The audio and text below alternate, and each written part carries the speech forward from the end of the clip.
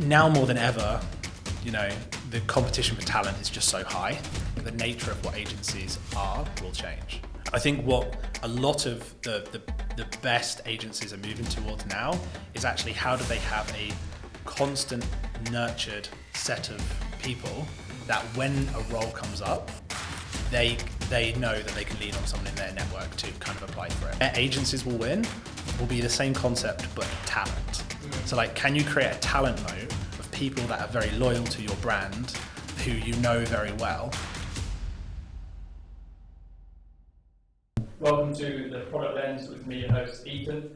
Today I have a fellow golf enthusiast and product leader joining me, Tom, to discuss innovative hiring, AI and the evolution of recruitment. Thank you, Ethan. Thanks for having me. Really good to be here and obviously talking about something that I spend a lot of my time thinking about in the work that I do today. Indeed, yeah, I think we've got some great topics to talk through. That being said, we'll jump right into, a brief introduction of your career and we'll go from there.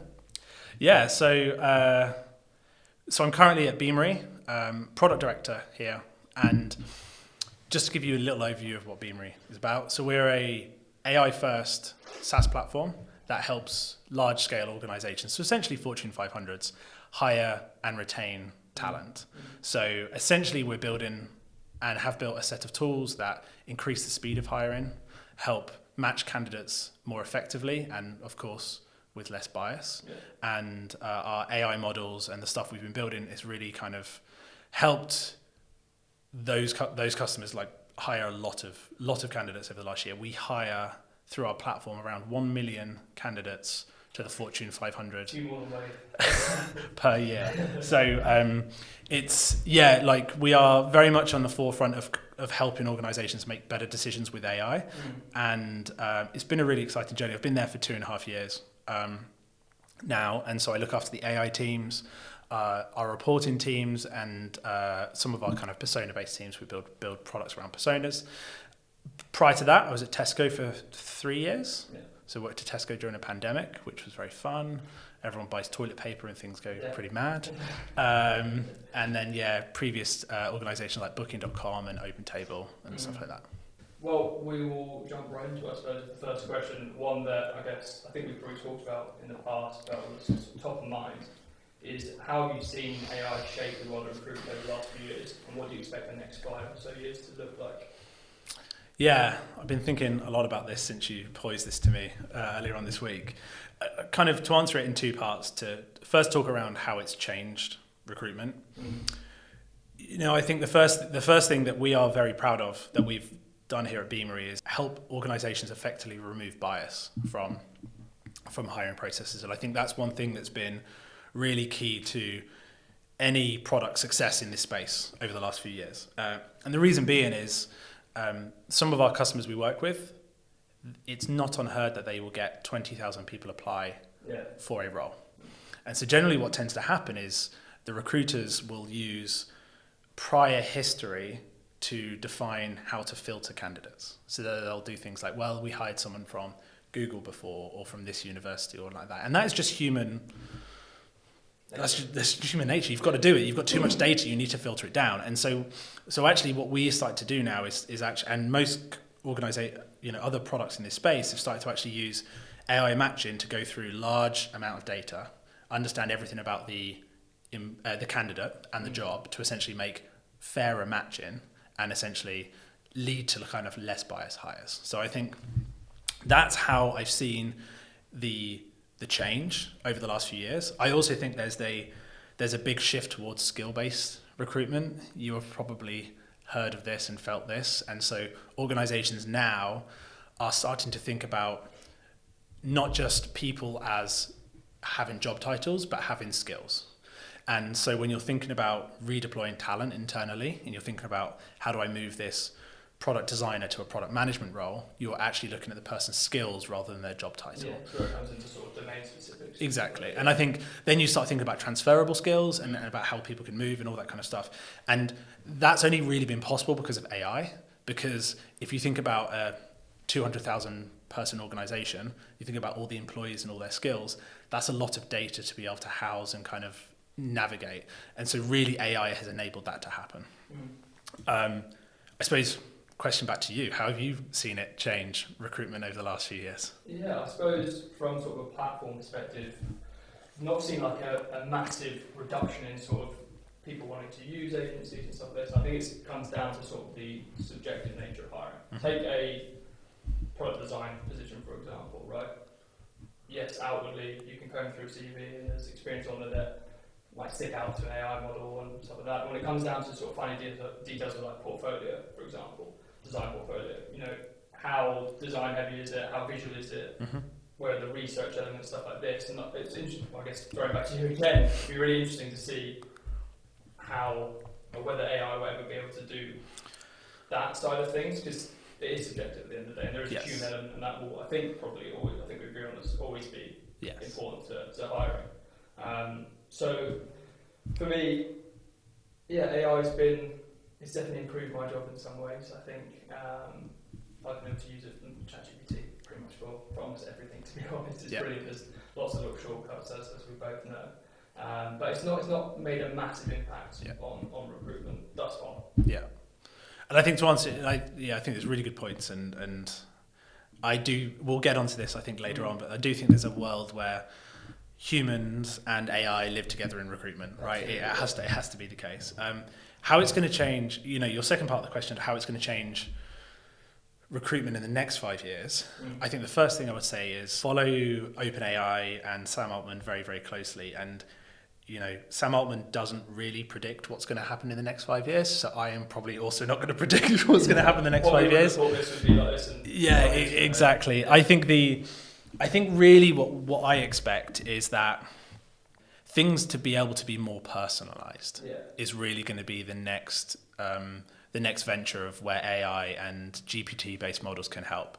So when you're thinking about, a truly personalized candidate experience, you can tailor the messaging, the way you interact with someone, the time you communicate with them, who they meet, how you talk about your benefit packages based on what they are interested in. So I think that's where organizations will start to try and capitalize on, is that personalization front, because essentially it's still all about the candidate experience. And even now more than ever, the competition for talent is just so high in these big organizations. So it's about how do you utilize those AI concepts to make a really personalized journey, I think is where I would expect it to go. Now, the interesting thing for me is just there are some new models that OpenAI are releasing. So, for example, last week they released GPT-4 Omnichannel, and I'm not sure if you've seen that, but that is, I think, a snapshot of what's coming next, which is not just text-based interactions, but a combination of text, voice, and video all in one model. So, it can watch what you're doing while taking input from your voice and also taking input from text, and then personalized responses back. So I think there's going to be an emergence of kind of, text-based interactions will go away, and then it will turn into like more video and voice-based interactions with candidates, I think is where it will go. Yeah, and to be honest, I guess that's how we tend to do things anyway. I know this. We do everything sort of video-based. It's a better way of communicating ultimately. Yeah, absolutely. I mean, I'm very excited to hear what's coming next. I mean, not at this point. It's unfair to, and who knows what's coming down the road. Will there be a need for recruitment software like Beamery and recruiters like myself in an AI-driven future? So I think agencies will still be around, but I think the nature of what agencies are will change. And I think we've already seen this over the last 4 or 5 years. Back when I first started, agencies were very transactional. It was like, I'm going to work with a company and I'm going to hire them 30 people. And so I'm just going to go out, cold call people and try and get them to apply for this job, right? And it was very, very kind of transactional. I think what a lot of the best agencies are moving towards now is actually how do they have a constant nurtured set of people that when a role comes up, they know that they can lean on someone in their network to kind of apply for it. And I think if you think about competitive advantages in kind of the product space, one of the competitive advantages for most products is a data moat. So it's like we have data that no one else can have. So therefore we can build a capability that no one else can. And I think where agencies will win will be the same concept, but talent. So like, can you create a talent moat of people that are very loyal to your brand, who you know very well? So then organizations come to you because they know you have the best talent. Yeah, and that's then where the human element comes exactly, in. and Being able to build those relationships and maintain them. Exactly, and that's where, things like, Wave are doing around, like, how do you engage with the market, talk around, host events, do podcasts like this to kind of engage with the talent pools that exist in the country and worldwide. So I think that is what agencies will transition to. It will transition to essentially a very good nurtured talent pool that organizations want, and that will be the USP. Yeah, for sure. That's an interesting point. Yeah, I mean, that's how we operate, right? To an extent, is keeping people close to your network, having that talent pool that is extendable to you at any point, really, that trusts you, and that you trust them. Yes. I think that's the thing, right? Building that trust. I mean, that is the key word here. Yes. Build a relationship. You're meeting someone, you're going for a coffee, actually, Yes. face to face. Yes. Pre-pandemic. Exactly, and humans like humans. Yeah. At the end of the day, and however much AI will help make things easier to process, people are going to still want to know people they're going to work with and have trust, as you say, to make good decisions. Moving a job is quite a significant decision for most people, and I don't think many people will want to do that in a purely automated fashion or AI fashion. People will want to know people and get to know people and make decisions based on that. Yeah, I don't think there would be a future where a full interview process is automated and you're not actually meeting people in the team or anything like that. I think that human touch point and that human element is always going to be. I think it will be, especially in the industries that we kind of work in. I do expect, when you think about kind of frontline staff where you need people really, really quickly, there is ways in which AI can help around screening and everything like that. But I think definitely in kind of product jobs and stuff like that, it will definitely stay like this for a while. Just a way of ultimately streamlining the process, right? Taking Yes. some of the time and cost out associated with it. How do you balance the use of AI in recruitment with concerns about sort of bias and fairness? I know we touched on this briefly at the start, but there's obviously nuances that AI can't maybe decipher that a person otherwise would be able to. I mean, it's been a big topic for the last few years for us. I think the first thing that we at Beamery have done very proactively is we were the first ethical AI in recruitment. So we were the first company to have our models audited by a third party, which essentially means we handed over our models, data to a company, and they tested if it was bias, right? And so we've done that. We've also been quite deliberate around the way we've communicated what we're going to use AI for and not use AI for. So we have what's called like an AI explainability statement. So I think the first thing is we've tried to be very proactive in a market which is very risk averse, if I'm honest. So like we work with banks, pharmaceuticals, very large organizations. They are very worried around AI and they need to feel comfortable that they're making good decisions. So we've been very, very proactive in the market by kind of leading the way of like how we think AI in recruitment should work and how it should be audited and regulated and everything like that. So I think that's kind of the first thing. The other thing is like, to go into a little bit more detail, like we never allow our AI to process any PII data.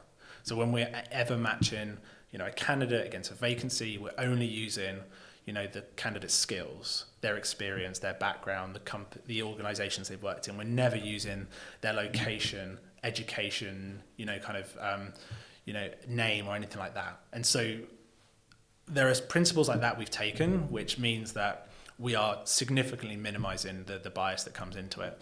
And I think that goes a long way. Obviously, the market is just generally worried about this concept, and there's new regulations coming into effect. So we've got the New York AI law, we've also got the San Francisco one, we've got one coming in Europe. So we're staying very close to that.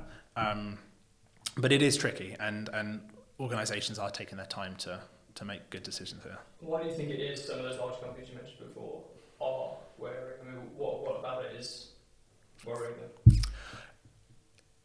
If I'm honest, I think it's partially because, like brand they care about their brand, right? Yeah, So sure. there's been a few situations over the last few years where there's been like video AI tools that have launched and companies have adopted, and then they've realized actually there's a flaw where, you know, people with certain conditions like Asperger's that may not look at the camera, the AI picks up as they are not interested in the role, right? And those kind of things came out, and I think there's been a bit of brand damage around AI in recruitment that organizations just really worried about, and rightly so, right? And I also think it's a little bit of education as well. I think organizations are just, all they see is ChatGPT and the fact that, you know, how fake news can be spread and how much damage it can create, and they're just very worried around actually how do we safely and consciously walk into this rather than just kind of open up the floodgates, which is the right thing to do ultimately, but it takes some time. I think it's a daunting subject, right? I mean, there's so much positive news, but there's also a lot of negative news around AI, right? I mean, people in my age group, and we're growing up with it, we're growing up as it grows as well, and using it day to day. There's still do we trust this? There's tools coming out all the time. And even ChatGPT, right? You ask it a question, you ask for a prompt, like, how biased is even that information and stuff like that. So I mean, it's an interesting topic. I mean, we could probably talk about that topic in general for a long time. Yeah, and like organizations are worried, and this is why also the other thing we've consciously done is we don't use GPT-based models, so large language models like OpenAI's model, as part of hiring decisions. Okay. Because obviously, you know, there is a known problem of hallucination, which can lead to bad decisions. So we use GPT-based models for things like personalization. So like actually how would you customize an email to a candidate, rather than more critical decisions like should I hire this candidate? Sure. So we've built our own bespoke models for those that we know can be well tested and well audited, whereas actually for more broader use cases which have let's say a lower risk, we're more comfortable using things like GPT to do that. Yeah, interesting.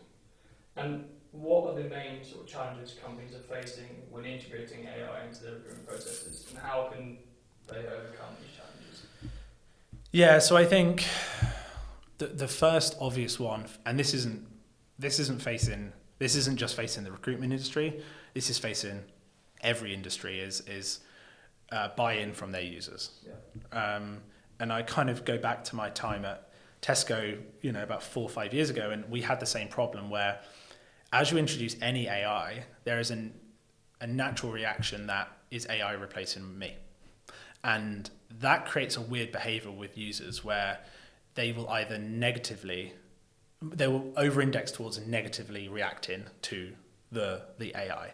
And so that gives you kind of like a little bit of bias around actually are we helping or hindering in this process. So I think the first thing that's really important is getting buy-in from the users, right? So as I said before, we've been very deliberate to say that we're not trying to replace recruiters, we're trying to supercharge recruiters, right?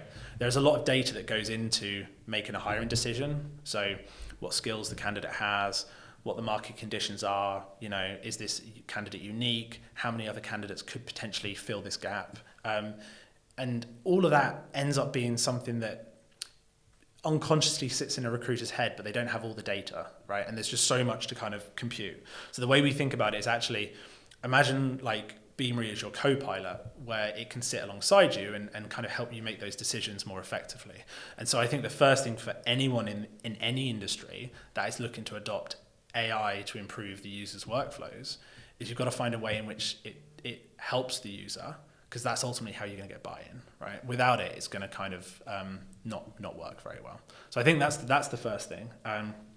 The other thing is organizations are generally worried about black box AI. So like input, output, no information about how and why. Okay. And so the other thing that we've been very deliberate about, and I think, once again, not in the recruitment industry, but in any kind of industry, you have to be very deliberate about explaining how you've come to the conclusion. Usually you've gone from a data point to another data point, and lots of decisions have happened along the way from the model, right? May consider different data points, different bits of information, et cetera, et cetera. And you have to be able to explain your thinking. So you think about like, when you're at school and a teacher asks you like a complex math question and you write down the answer, and usually their feedback is, no, show me your working. Yeah. Right? Yeah. Tell me how you got there, because I want to understand you understand, right? And I think the same thing goes with AI, right? It's like, how do you help the user understand how you came to that answer? And that really helps with buy-in, we find. Interesting. Do you think, this is a very off the cuff question, but do you think, like, I know it's very random, but like an AI sort of subject matter teacher would be in place in sort of schools at some point? Do you think it's something that starts to properly educate people on? I don't know if they're doing it now already. You probably know better than me if you've got little ones. But do you think that's something they'll start to implement a little bit more? And be like, this is part of your world now. This is something you're going to be living with. Yeah, it's a really, really interesting topic.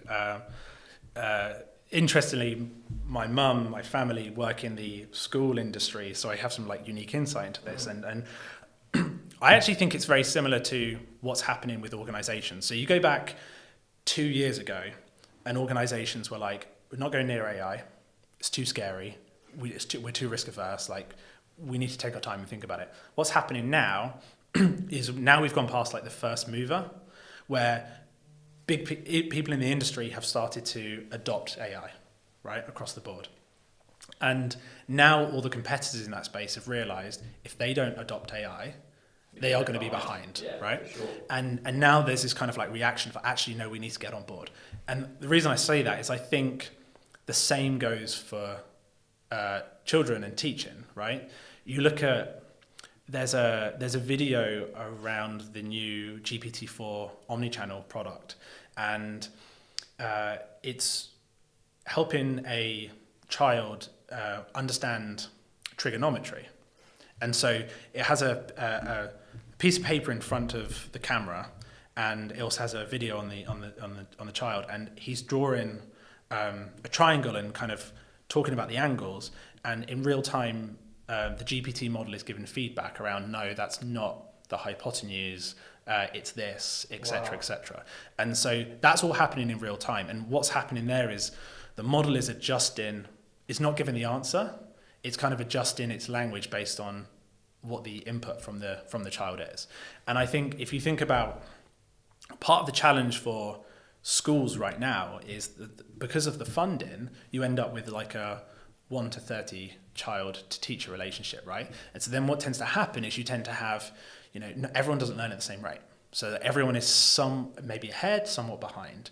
And actually, I think what's going to be really interesting is actually how do you get to a place where, the teacher can be the one that kind of makes sure that the kids are doing the right thing and adjusting and helping, but then actually how does each individual child have their own AI model that can kind of help them learn a subject and give them real-time feedback? That's very interesting.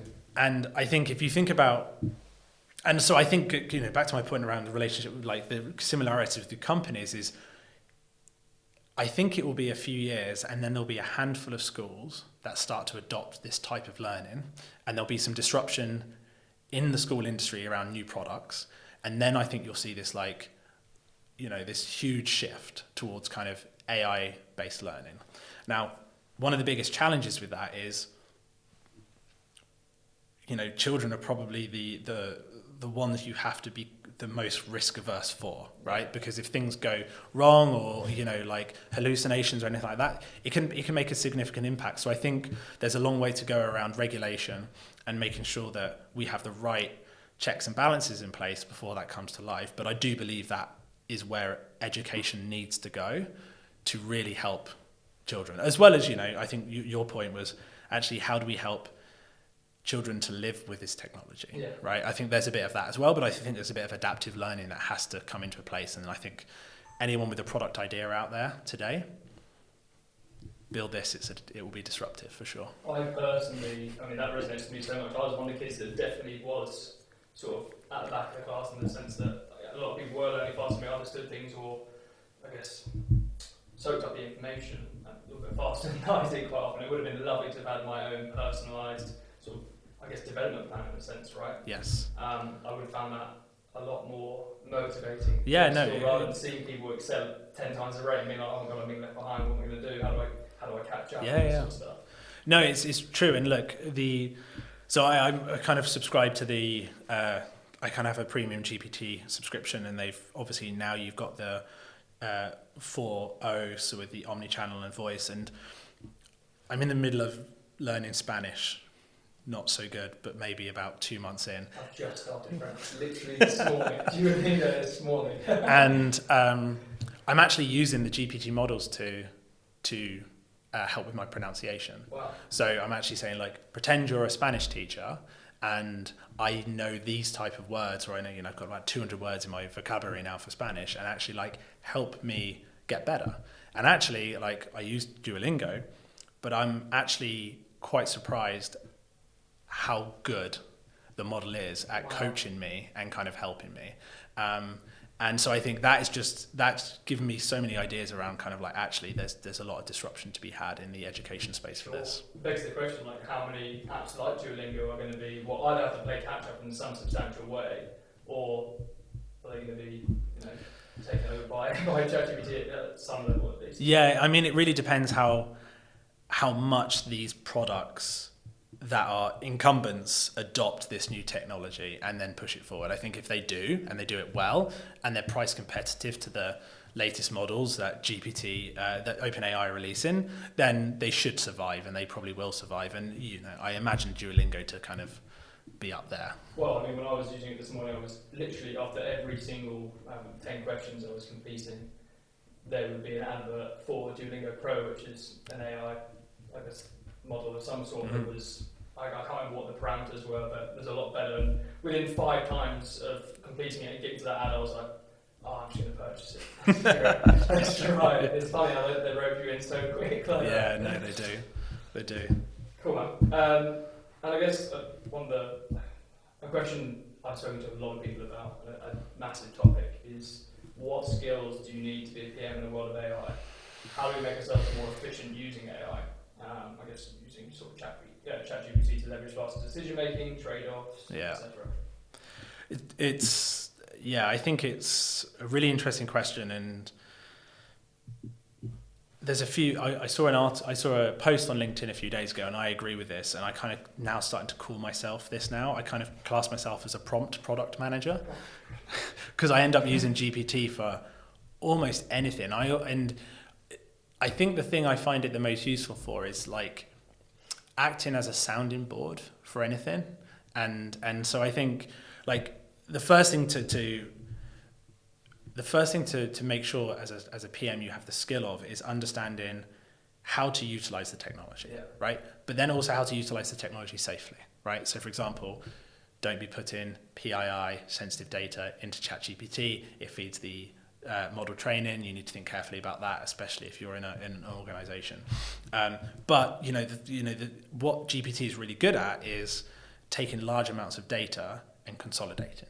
It's just very good at that. So you imagine, you've taken some notes, a few pages of notes on some research you've done with a customer about a new feature, and you can say, right, give that to GPT and tell me can you summarize the key pain points or the keys to success, right? And it's just bang done. Exactly how we use it. We'll do a briefing call, for example, for a new position, right? And we'll have, like you say, 2 pages of work and messy notes. And I think it would just condense it down to 10 sentences, perfectly written, perfectly understandable. I love it. I mean, it turns what used to be a half an hour, 40-minute task of condensing pages of notes into 30 seconds.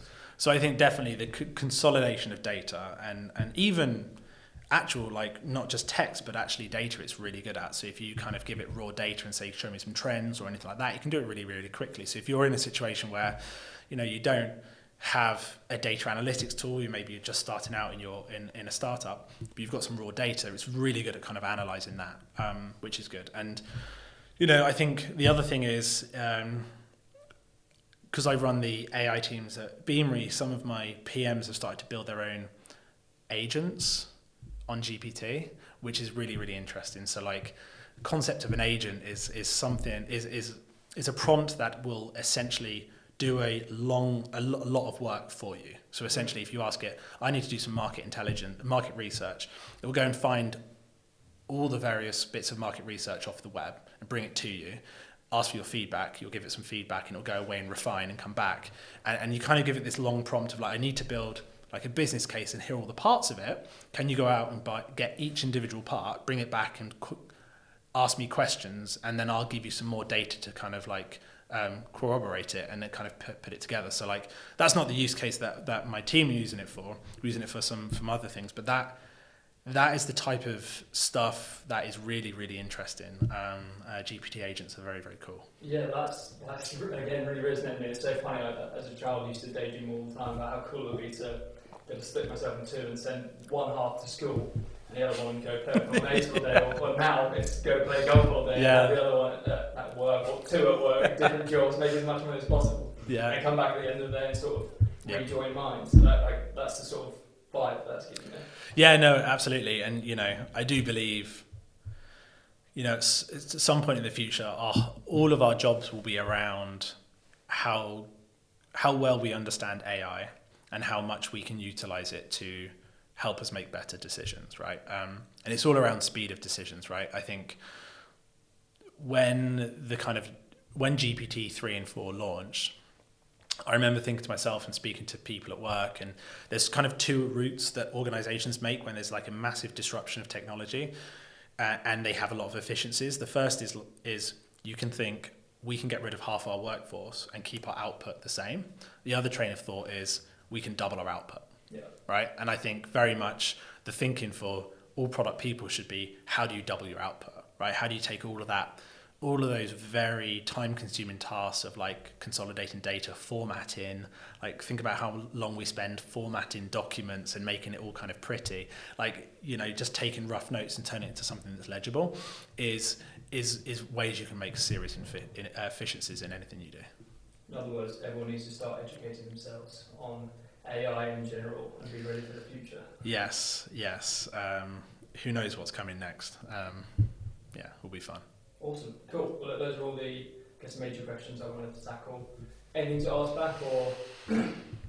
No, I suppose question for you would be, what are you most excited about being disrupted by AI in the next 5 to 10 years? I think for me it's just recruitment's such a manual job to an extent. Like you say, there's so much condensing of information that can still happen. And I think I'm excited for what platforms like Beamery can do and what the next sort of 5 years will look like in that transition to a more AI-driven world. I think recruitment is, agencies at least, were a little bit apprehensive of AI. There's still that feeling of, is this going to take my job still? For sure, to some extent. I think, like we talked about, the human element will always need to be there, but can 90% of us be replaced, for example? Yeah. So I think I'm most excited about how it will continue to speed up the process, I guess, and make candidates' experience better, clients' experience better, that side of things.